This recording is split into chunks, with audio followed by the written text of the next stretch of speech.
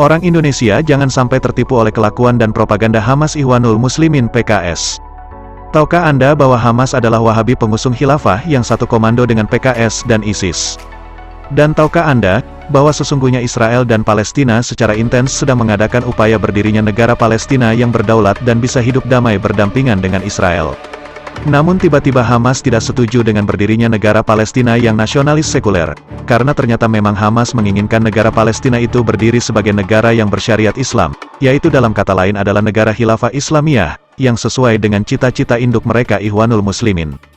Kini tahukah Anda bahwa 1,1 juta rakyat Palestina yang mendukung berdirinya negara Palestina yang nasionalis sekuler kini telah meninggalkan kota Gaza, sedangkan yang tinggal di Gaza saat ini adalah kelompok pendukung khilafah Hamas Ikhwanul Muslimin yang bertahan di dalam kota Gaza, dan tolong dibaca lagi buku tulisan Gus Dur supaya tahu siapakah Hamas itu sebenarnya.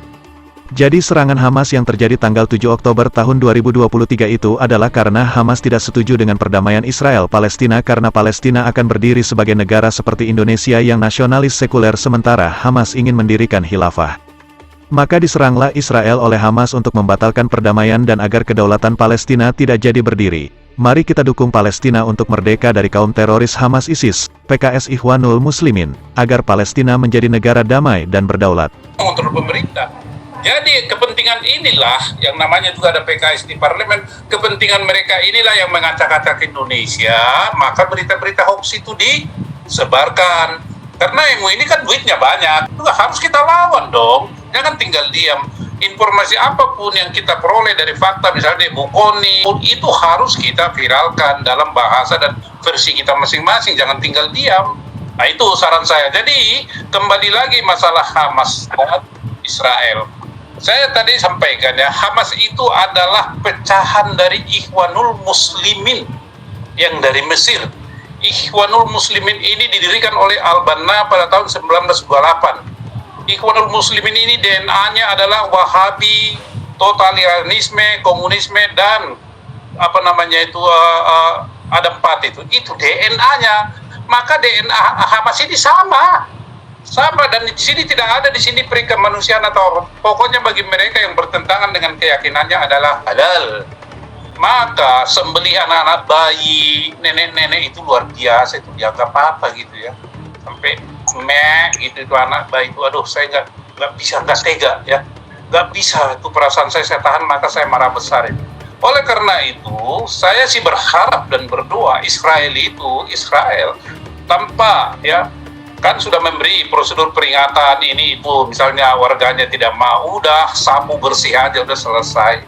Bagi saya itu sapu bersih gitu, karena itu adalah duri, racun, virus. Saya tadi juga bertanya ya, membantah ini bahwa ini adalah konflik antara Israel dan Palestina. Saya mau tanya, apa sih komentarnya Presiden Mahmud Abbas? Nggak ada saya dengar itu, nggak ada saya dengar. Dubesnya yang ada di Indonesia ini kebablasan ya, meminta-minta Indonesia supaya mengutuk Palestina, membela Palestina, mengutuk Israel. Ini juga dubesnya lah ya, ditarik ini Pak Mahmud Abbas, tarik itu dubesmu tuh, bikin kacau itu ya. Itu Palestina itu kan sudah bagus itu dalam image daripada kita orang Indonesia, Palestina, dan Anda kan sudah merdeka. Nah Hamas ini yang mengganggu, nggak ada urusannya. Jadi begitu teman-teman ya. Palestina dengan Israel hubungannya baik-baik saja, dan ada saling menghormati, mutual benefit. Sekarang udah, jadi jangan tambahin keruh lagi. Dengan Hamas sama siapa aja ribut, saudara ya, bahkan sama orang Palestinanya aja ribut. Jadi saudara coba tolong diviralkan ya. Palestina dengan, makanya kan Benyamin Netanyahu bilangnya apa?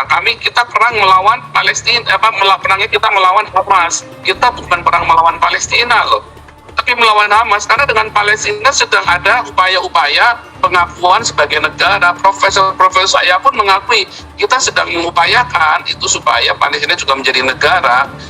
Tetapi yang dikhawatirkan ketika nanti Palestina terlegitimasi menjadi negara, lalu Hamasnya overacting. Itu yang menjadi masalah, yang menjadi ganjalan berdirinya negara Palestina justru Hamas ini. Nah ini orang-orang Indonesia kudu ngerti ya.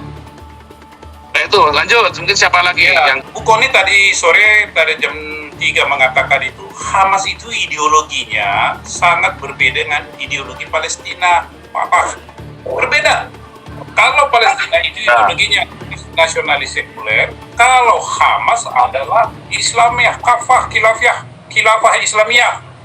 Dan tujuan daripada Hamas ini adalah mendirikan negara Islam khilafah di Palestina. Artinya apa? Dia sendiri juga sebenarnya menentang Mahmud Abbas ini.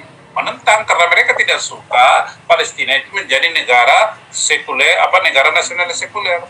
Itu jadi mau menggagalkan daripada rencana-rencana Palestina dan Israel ke depannya. Nah, ini yang harus kita pahami teman-teman ya. Ini bukan karangan saya, kita belajar dari tulisan-tulisan daripada pakar itu termasuk Abdurrahman Wahid.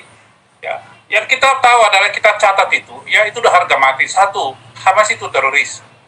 2, Hamas itu berseberangan dan tidak seideologi dengan Fatah. 3, Hamas itu adalah pecahan daripada Ikhwanul Muslimin. Ikhwanul Muslimin itu DNA-nya adalah Wahabi, totalitarianisme, dan komunisme. Itu tadi yang saya katakan itu. Jadi nggak ada kompromi. Dan ini yang harus kita pahami teman-teman ya. Jadi kalau ada pemberitaan dimanapun langsung di counter. Kalau saya counter. Saya counter langsung semampu saya gitu.